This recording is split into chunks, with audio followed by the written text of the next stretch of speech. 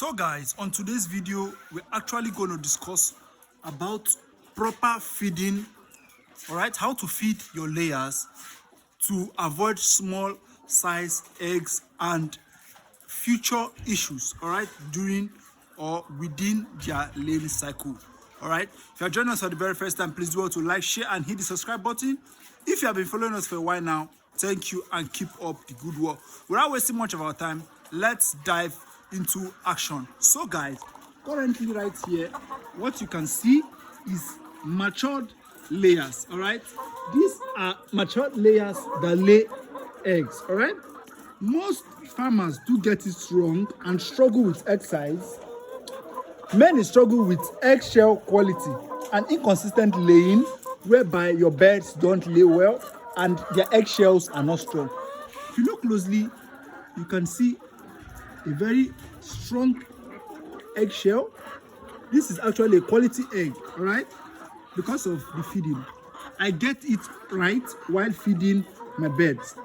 All right, so on today's video or lessons, I'm actually going to teach you a step-by-step feeding, how you can program for your layers that works on any farm. And I can assure you, if you apply this on your farm, you are going to get a very good result. All right, so first of all, I'm going to teach us how to move or transition our feed when we bring our birds from day old. From day old, you have to give what they call starter.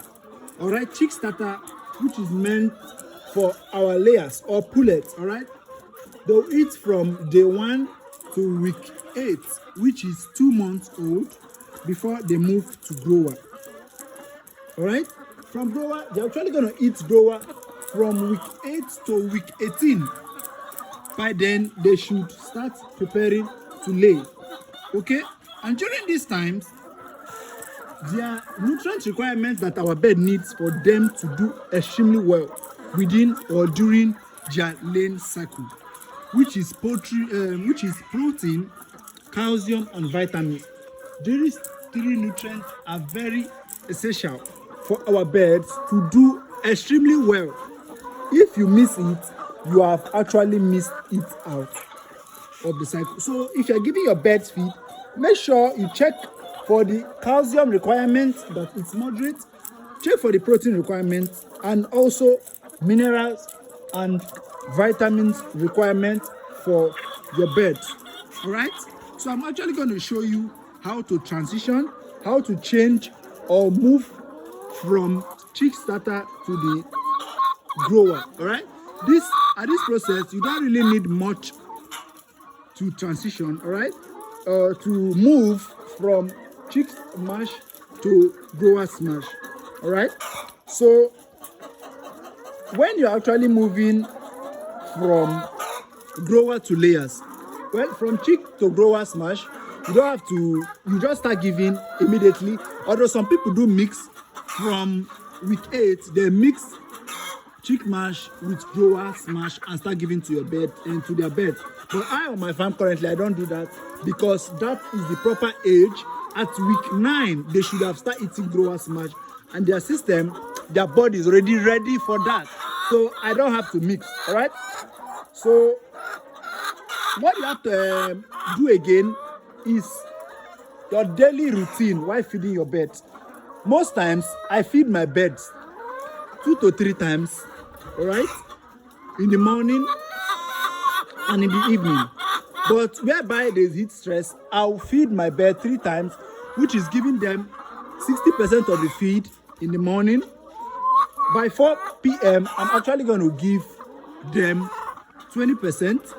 Then that is 80. Then in the evening, around 5 or 6, I'm still going to come and top it up with the remaining 20%, which is 100%. All right, with the use of my solar light, you can see right there blinking.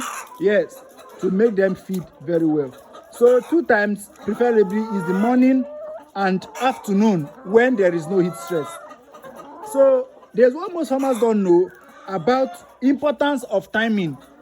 If you have started feeding your birds around 6, please make sure you maintain that feeding schedule.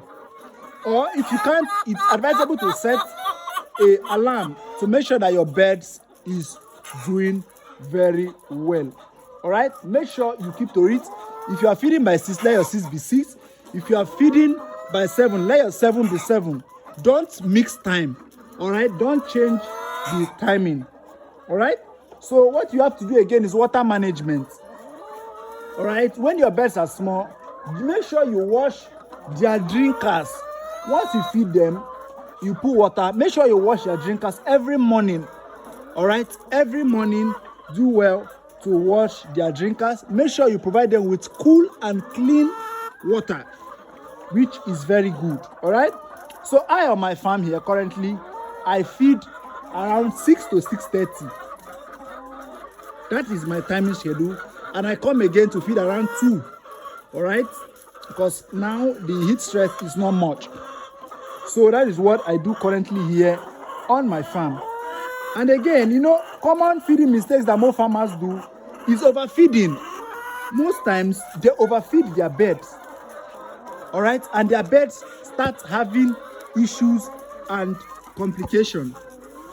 All right, you don't have to feed your birds that much. Once you give them the required feed amount that is meant for them, you are good to go. And again, you don't have to underfeed your birds. When you start feeding your birds, you start underfeeding your birds, you start having small size eggs. All right, and any small diseases will come and affect them because the food or the feed you are giving them is not enough for their body system to carry. All right, the feed you are giving them is not enough to prevent them from stress or any feeding complication. So you have to take note of that. And sudden feed change. When you are changing your feed from grower to layer smash, make sure you mix grower and layer smash together. Mix both of them together before giving your layer bed. That is called pre-layer. Yes, that is what it's called, pre-layer. If you have been looking for what is pre-layer, pre-layer is mixing your bed, mixing your grower's feed with layer smash. It is called pre-layer. All right, because when you change your feed immediately, it stresses the bed and it drops your production immediately. If you are planning to change from a particular brand to the other, make sure you mix the both feeds. Don't just introduce immediately. It's actually going to shock the beds.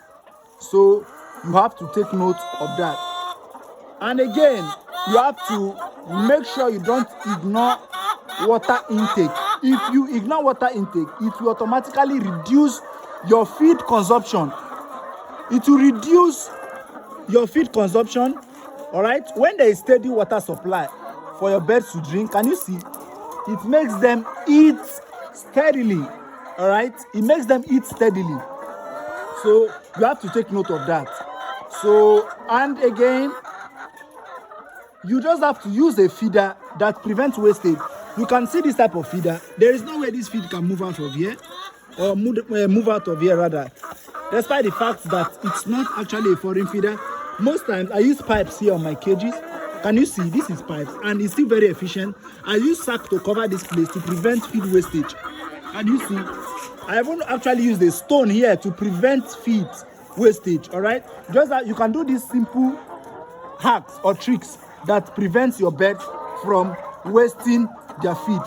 All right, and make sure your feed doesn't have mold. All right, I also told us in the last video that you see this feed, I had to separate this feed because some of them contains mold, you can see, and I can't give them to my layers, so I had to just put them in this bag and feed them to my broilers. So guys, like I said, don't feed your birds with moldy feeds. Avoid moldy feeds at all costs. And also check the condition of your birds every week. You don't have to check whether they are hot. You check their temperature every week to make sure that your birds are in good condition. How are they responding? You check under their laps here. If it's hot, you check under their armpits here if it's hot. So this is not hot, so you know that your birds are doing extremely well. Okay, so proper feeding is simple if you follow the routine I told you and observe your birds. I assure you, you will get it all right. Okay? So do well to like, share, and subscribe to this channel for more upload and information about farming. Thank you and have a wonderful day. Till we meet again. Bye.